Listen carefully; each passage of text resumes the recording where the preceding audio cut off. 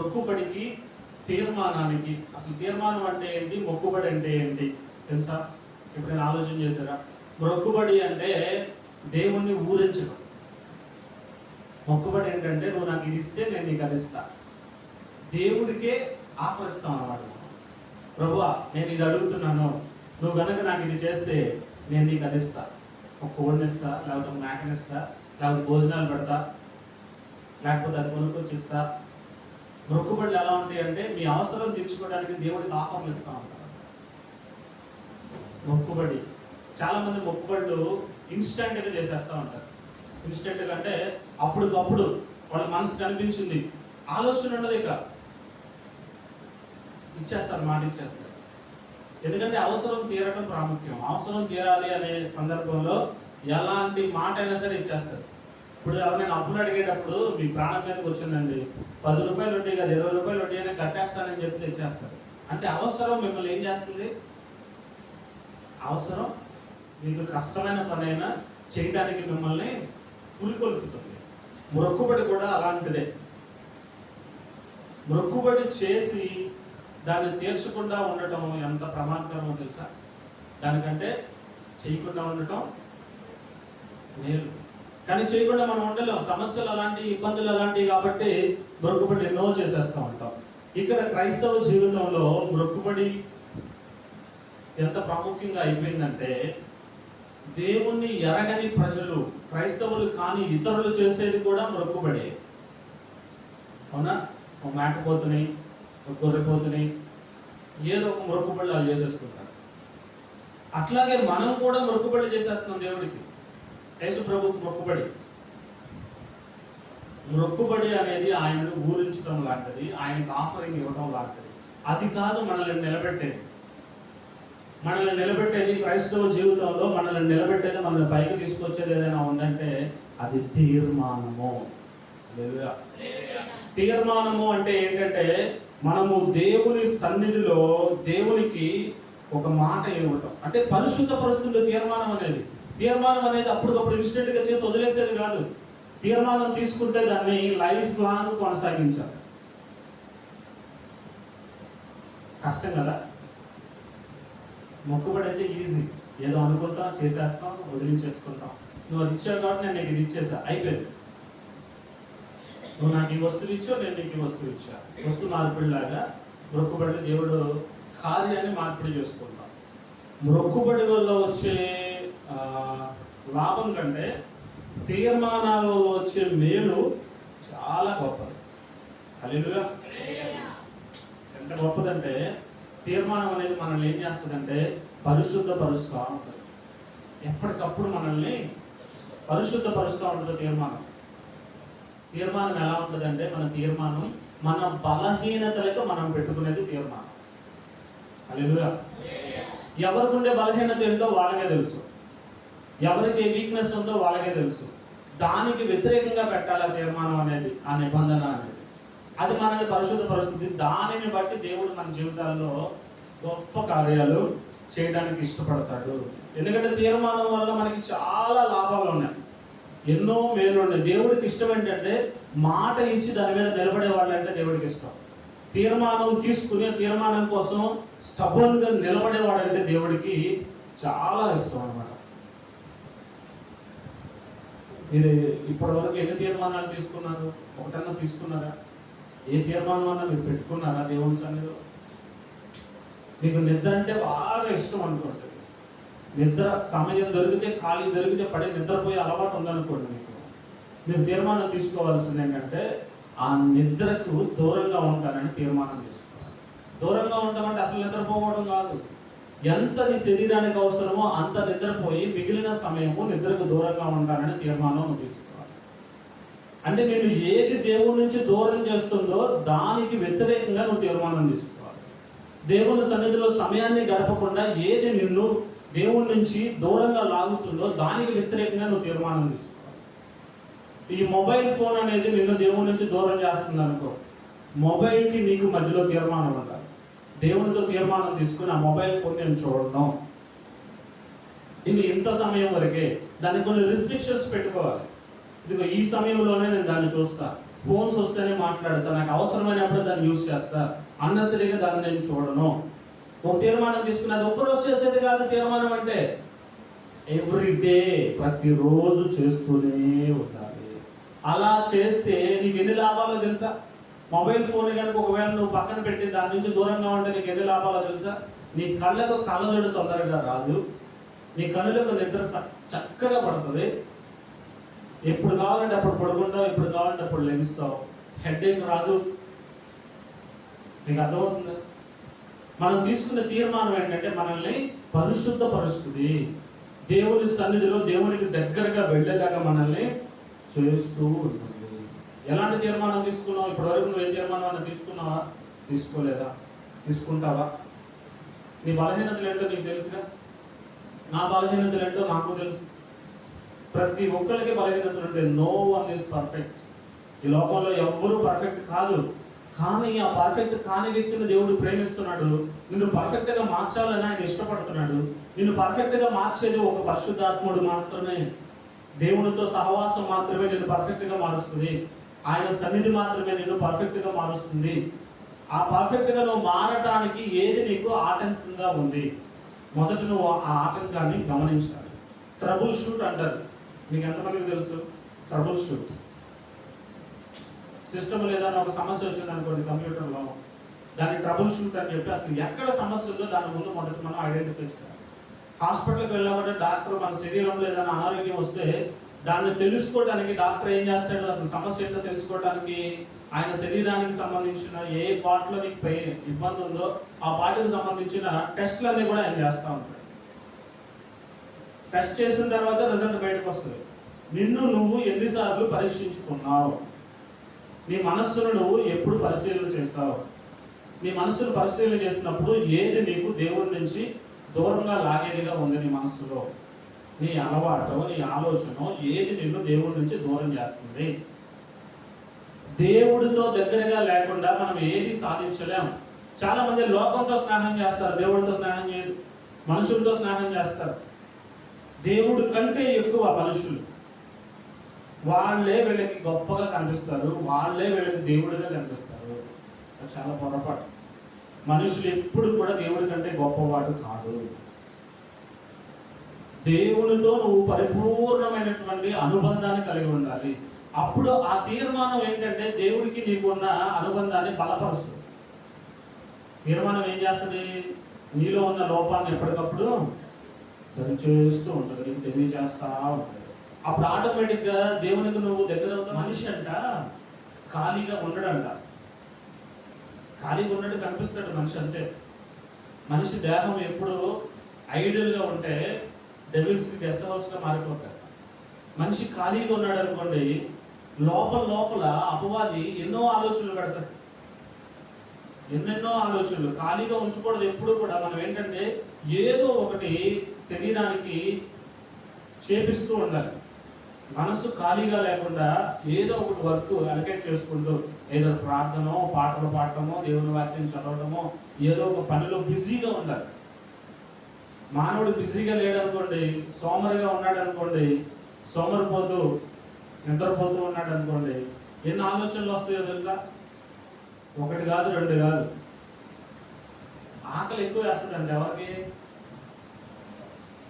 సోమరిపోతుకి ఆకలి ఎక్కువ, ఖాళీగా ఉండేవాడికి ఆకలి ఎక్కువ వేస్తుంది. లోపల రన్ అవుతూ ఉంటుంది మిషను, మనసు బాగా పనిచేస్తూ ఉంటుంది, ఆలోచనలు ఎన్నో వస్తాయి. కూర్చుని వెంట్రుకతో కొండలు లాగాలని ఇక్కడ కూర్చుని పగట కళలు అంటూ ఉంటారు. ఏదో ఆలోచన. అపవాది అంతరంగానంట ఎప్పుడు కూడా అంటే మనుషులను ఆక్రమిస్తూ ఉన్నాడు అపవాది. చూడండి కావాలంటే మత్తయి సువార్త 12వ అధ్యాయము 43వ వచనం. అపవాది మనుషులను ఆక్రమిస్తున్నాడు అనడానికి బెస్ట్ ఎగ్జాంపుల్ ఏంటంటే దురాత్మ దేహాన్ని ఇల్లుగా భావిస్తుంది. అంటే అక్కడ ఏం జరిగింది? అపవిత్ర ఆత్మ దేహాన్ని వదిలి వెళ్ళిపోయిన తర్వాత దానికి ఎక్కడ నీళ్లు లేని చోట్లన్నీ తిరిగింది, ఎక్కడ అవకాశం లేక మరలా నా ఇల్లు ఎలా ఉందో చూద్దామని తిరిగి వచ్చిందంట.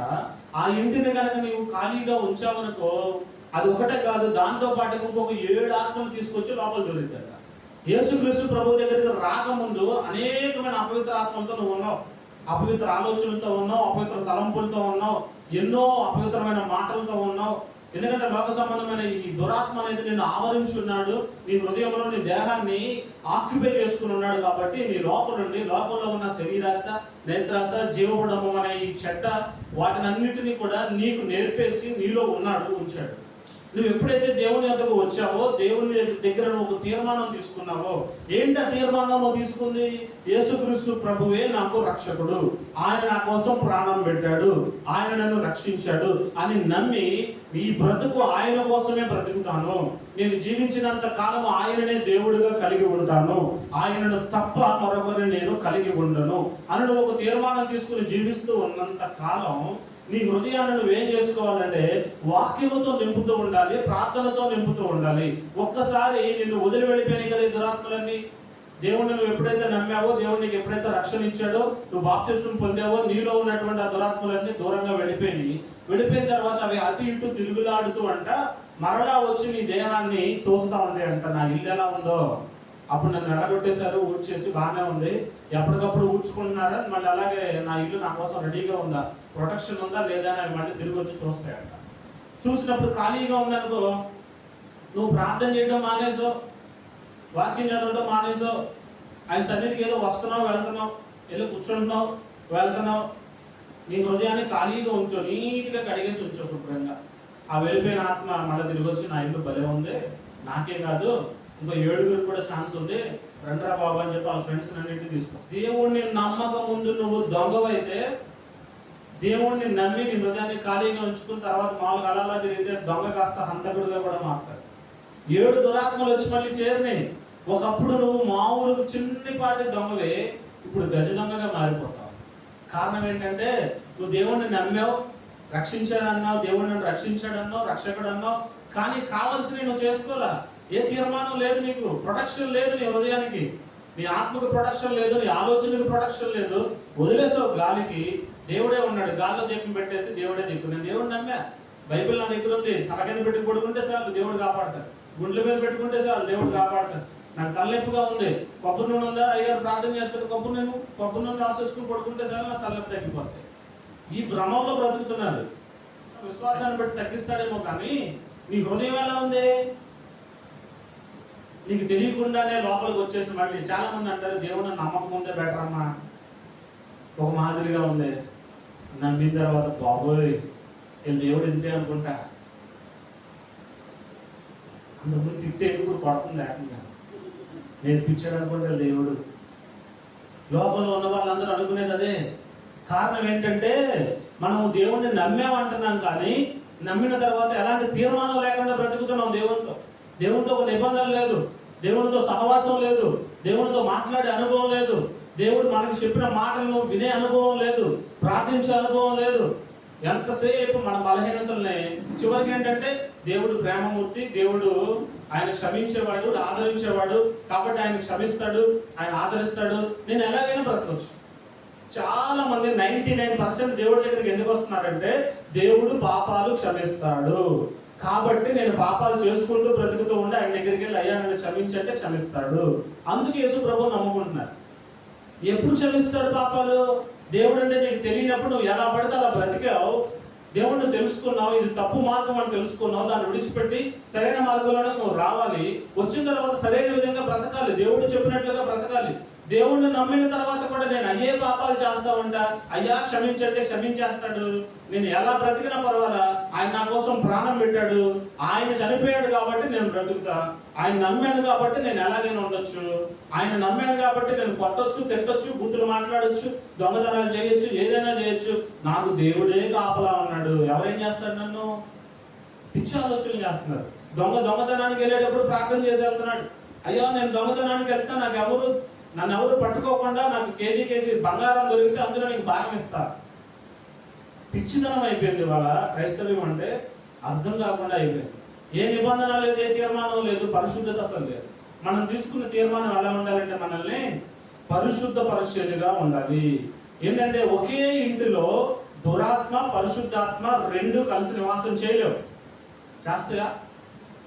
కానీ ఒకే ఇంట్లో ఒకే నోటితో, ఈ నోటితో ఆశీర్వచనం పలుకుతాం, శాపవచనం పలుకుతాం. ఈ నోటితో సౌమ్యంగా మాట్లాడతాం, ఈ నోటితో బూతు మాటలో మాట్లాడతాం. అంటే ఎవరు ఉన్నట్టు నీ హృదయంలో? పరిశుద్ధాత్మ ఉన్నాడా? దురాత్మ ఉందా? వదిలి వెళ్ళిపోయిన దురాత్మ ఒకటి దానితో పాటు ఇంకో 7 ఆత్మలు తీసుకొచ్చి నీలో దూరిందనుకో, అప్పుడు నీ పరిస్థితి ఎలా ఉంటుంది? దేవుడు అంటే ఇష్టం లేని వాళ్ళతో ఇలా ఉండాలి, అలా ఉండాలి, ఇలాంటి రూల్స్ పెట్టేవాళ్ళు మనకెందుకు? ఏంటి రూల్స్? ఎవరు చెప్పాడు నీకు? యేసుప్రభు చచ్చిపోయాడు, మన కోసం ప్రాణం పెట్టాడు, ఆయన నమ్ముకుంటే చాలు, నువ్వు ఎలా అయినా ఉండొచ్చు. ఇలాంటి వాళ్ళు నచ్చుతారు మనకి. అమ్మ నువ్వు అది చేయకూడదు, ఇలా చేయకూడదని యేసుప్రభు చెప్తున్నాడు. నువ్వు విశ్వాసంగా ఉండాలి, అవిశ్వాసలాగా ప్రవర్తించకూడదు. విశ్వాసకి అవిశ్వాసకి మధ్యలో వ్యత్యాసం ఉండాలి. నువ్వు విశ్వాసవి, దేవుని బిడ్డవు కాబట్టి దేవుని బిడ్డలాగానే నువ్వు ఉండాలి అని చెప్పేవాళ్ళు నచ్చరు. వీళ్ళకి ఎవరు నచ్చుతారంటే బాగా ధనం కలిగి, అధికారం కలిగి, దేవుణ్ణి నమ్మినా నమ్మకపోయినా ఒక మంచి స్థాయిలో ఉండి వాళ్ళు నచ్చుతారు. దేవుణ్ణి నమ్మిన వాళ్ళలో 2 కేటగిరీలు ఉంటారు. ఒకటి, దేవుని దగ్గరికి వచ్చిన తర్వాత ఉన్నవన్నీ పోగొట్టకుండా, ఆస్తి అంతా పోగొట్టుకుని, సంపాదించిందంతా నిలవకుండా మొత్తం పోతారు. దేవుణ్ణి నమ్మక ముందేమో కోట్లు కోట్లు సంపాదిస్తారు, దేవుణ్ణి నమ్మిన తర్వాత ఏమో ఉన్నదంతా ఊడ్చుకుపోతా ఉంటారు. ఇదో కేటగిరీ. వాళ్ళు చూసినప్పుడు దేవుడు దేవుడు అని వెళ్ళావుగా, ఏమైంది? నీ దేవుడికి ఏం చేశాడు? ఉన్నాయన్నీ పోయినాయిగా. కొంతమంది ఏమో దేవుడి దగ్గరికి వచ్చిన తర్వాత ఓ సంపాదిస్తూ ఉంటారు, వచ్చేస్తా. వీళ్ళు నచ్చుతారు అందరికి. వీళ్ళు దేవుడి దగ్గరికి వెళ్ళారు కాబట్టి దేవుడు వీళ్ళకి ఇది ఇచ్చాడు, ఎంత ఇచ్చాడు. మనం కూడా వెళ్దాం. ఆశీర్వాదం అనేది అది కాదు. ఇంకా అర్థం అవ్వట్లేదు. ఆశీర్వాదం అనేది ధనం కాదు, బంగారం కాదు, వెండి కాదు, వజ్రాలు కాదు. నిజముగా దేవుడు నీ హృదయంలో ఉండడమే నీకు ఆశీర్వాదం. నువ్వు తీర్మానం తీసుకున్న తీర్మానంలో బ్రతుకుతూ ఉన్నావనుకో, నీ శరీర సంబంధమైన ఆశీర్వాదాలు ఒకవేళ పోవచ్చేమో, నీ ధనం అంతా పోవచ్చేమో, నీ బంగారం అంతా పోవచ్చేమో, నువ్వేమీ లేకుండా నడు రోడ్డు మీద నిలబడొచ్చేమో, కానీ నీతో ఎవరుంటారు? దేవుణ్ణి కలిగి ఉన్నవాడే భాగ్యవంతుడు. హల్లెలూయా. ఈ లోకంలో ధనవంతుడు పేదవాడు లోకం చూసేటట్టుగా చూడకూడదు మనం. దేవుణ్ణి ఎవరు కలిగి ఉన్నారో వాళ్ళే ధనవంతులు, వాళ్ళే భాగ్యవంతులు. ఎంత ఆస్తిపాస్తులు ఉన్నా వాళ్ళలో దేవుడు లేకపోతే వాళ్ళు పేదవాళ్ళే. దేవుణ్ణి కలిగి లేకపోతే వాళ్ళు దరిద్రులే. దేవుణ్ణి కలిగి ఉండే నీ దగ్గర ఆస్తి లేకపోయినా, అంతస్తు లేకపోయినా, ఉండడానికి ఇల్లు లేకపోయినా, తినడానికి తిండి లేకపోయినా నువ్వు ధనవంతుడివే, భాగ్యవంతుడివే. హల్లెలూయా. ఎందుకంటే సర్వ సృష్టిని సృష్టించిన సృష్టికర్త నీతో ఉన్నాడు. ఆయన ఇవ్వాలనుకుంటే చిటికేసినా తీసేస్తాడు. రాత్రికి రాత్రి నువ్వు కోటేశ్వరుడు అయిపోతావు. తీసేయాలంటే కూడా చిటికలో తీసేస్తాడు. వాటి మీద దృష్టి పెట్టదు దయచేసి. శరీర సంబంధమైన వాటి మీద మీరు దృష్టి నిలిపోద్దు. మీ తీర్మానాలు ఎలా ఉండాలంటే, నాకు ఇల్లు కావాలి, నేను తీర్మానం పెట్టుకున్నాను. నా కొడుకు పెళ్లి కావాలి, లేకపోతే నా కూతురు ఉద్యోగం కావాలి, నేను తీర్మానం పెట్టుకున్నాను. ఈ తీర్మానాలు కాదు మీరు కావాల్సింది.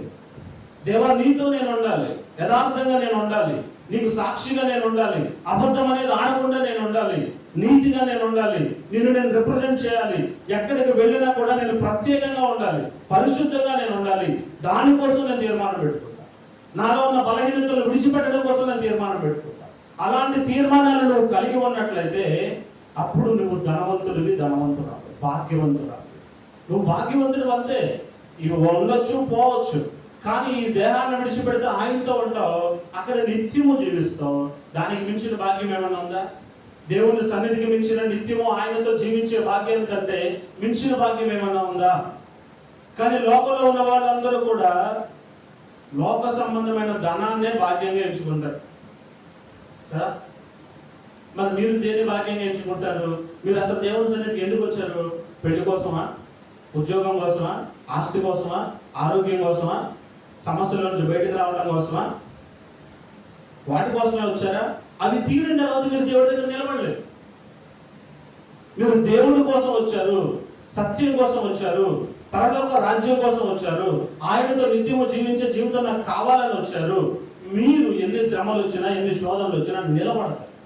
ఎందుకంటే మీ ఆశ భూలోక సంబంధమైన వాటి మీద లేదు, పర సంబంధమైన దాని మీద ఆశ పెట్టుకున్నారు.